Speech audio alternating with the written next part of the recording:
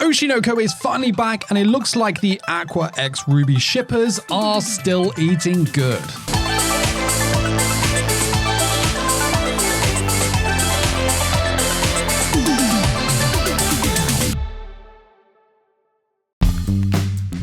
It's been a while since the last chapter, as Oshinoko took a 4-week break, releasing some smaller special chapters in the meantime, but chapter 126 is finally here, and let's find out if this chapter was worth the wait. In the last chapter, we got the reunion between Miyako and Ichigo, as well as a look into Miyako's backstory, which was a very interesting one. It was a sad one, yet one that allowed us to see the true strength in her character. Again, it was another backstory that highlights the cruelty of the entertainment industry, as we saw Miyako arrive with big dreams of her own, only to end up busting her ass for other people's dreams in order to make ends meet. But hey, she ended up with Ichigo, right? So that's a good thing, right? Chapter 126 picks up back at Strawberry Productions with Miyako announcing to the crew that there will be some major reshuffling going on before announcing the new member of staff. Yes, Ichigo, the man who founded the company, now in cleaner's rags and has all these plasters all over his face. Said plasters are the result of the ass kicking he got from Miyako, and rightly deserved. Now, while he bathes in his shame cleaning up in the background, Miyako goes over the management reshuffling. We find out that Yoshizumi is going to be managing Memcho and Kana now, and not Ruby, to which our bro looks shocked and probably a little heartbroken. Poor guy. It'll be interesting to see the character dynamic between him, Memcho, and Kana, though as we know, Kana won't be around for much longer as she will be leaving Bikamachi. Aqua and Ruby are now going to be managed by Miyako, which I think is pretty cool, and I appreciate that. With that reshuffling though, the crew wonder, well, if you're managing those two, who's managing Strawberry Productions? Miyako simply points at the new part-timer, i.e. Ichigo, saying, yeah, he can do something about that. I love the sass from Miyako here, definitely a woman not to get on the wrong side of, that's for sure, and rad to see Ichigo back in charge, so to speak. So as everyone leaves, we move on to an interesting conversation between Ruby and Ichigo, where she says that he must be glad to be back. He's like, well, looking at my face, do I look that glad? Miyako threatened me with a lawsuit and then beat me up when I talked back. Ruby sees through the joke and said, but you wouldn't be here if you didn't want to be, you know? Even when you weren't an employee here, you still got me tons of work. Now you're back, it'll just be a lot easier. However, Ichigo says that the only reason that he bumped into Miyako was because he was framed. A certain someone summoned him to the bar knowing that it was his go-to bar, but it was Miyako there rather than the person who summoned him. Now, I'm sure we all guessed who this mystery framer was, and yeah, of course, it was Aqua. It's got his name written all over it. The king of manipulation is back, baby, though I don't think he ever left. So Ruby takes a second to digest what Ichigo just said here and begins to think to herself, yes, everything is clear now. I knew it. Aqua. We move on to the next panel, to which she follows up with, he loves me so much. Like, this panel shows a completely flustered Ruby crushing over Aqua right here, and for all the, no, I don't want this ship to happen, please God, never. I will admit that this panel did make me smile. Like, I love the way that they've captured Ruby here. It's literally, classic Ruby, right, if that makes sense. The news sends Ruby into a spiral of, oh my God, Aqua is my sweet prince meltdown. Reading through this, I imagined it all like splurting out in her mind at like a million miles a second. Aqua did all this for my sake. He does things in such a roundabout way, but what a cutie. He's always been like this, even as a doctor. He prepares surprises without consulting those around him. He really is cute. He acts super tough even though he's super kind, but it's okay. I accept this quirk of his. It's just really fun to see Ruby like this, though I don't support the ship. There's something just really cute about seeing her happy. It's a weird one, like I can't describe it all that well. There's a panel with Ichigo and he's just staring at her like,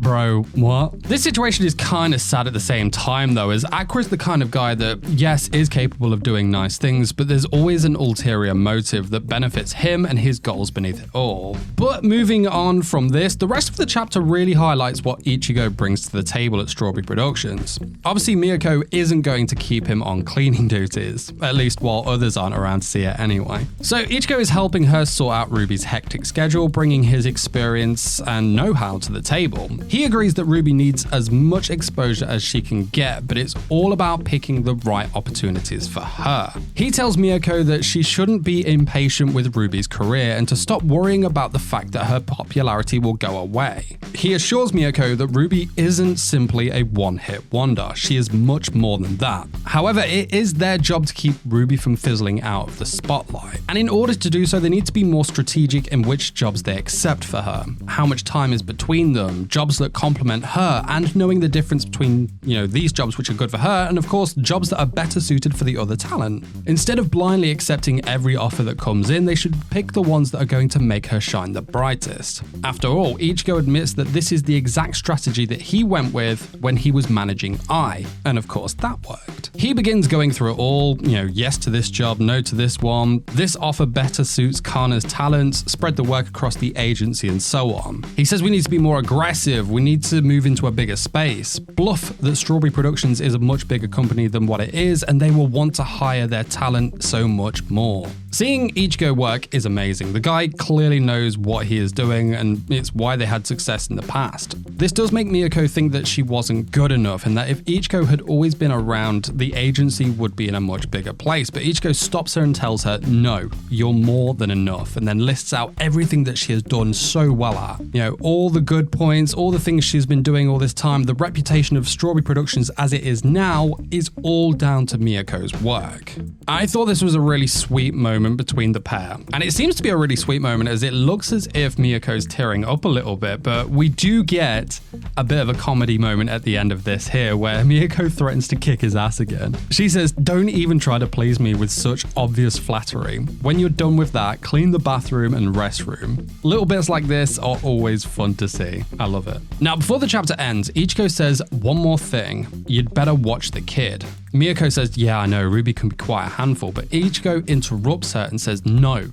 The one with the problem is Aqua, and he's about to break. The chapter ends with a moody panel of Aqua looking out at the night sky with one of those crows next to him. This crow, of course, is tied to the mysterious crow girl we have seen pop in and out of the series. I don't think it'll be too long before we see them again, that's for sure. Another really interesting thing about this panel is that if you look real close at Aqua's eyes, it looks like he has one eye with a black star and the other with a white star, which I see as a sign of the confliction that he's currently going through. On one hand, he still wants his revenge, and we know he will do anything to get that, but on the other hand, he now knows Ruby's true identity, and he feels like he's doubting his plan to sacrifice himself for this revenge goal, which will of course leave Ruby or Serena behind. It's going to be really interesting to see what he does next, that's for sure. Killer chapter to come back to, and though I don't think it's one that's going to blow us all away, it's one that looks to be setting things up, and there was of course a short Ruby Aqua moment, of course. Yes. What did you think of the chapter? Let me know your thoughts in the comment section below, and while you wait for the next video to drop, why not check out this video where I talk about Oshi, but from the perspective of a YouTuber in the entertainment industry themselves. I put a lot of heart and soul into that video. I hope you enjoy it. Guys, that is it from me. I'll see you soon with some more. Till then, take care. Peace.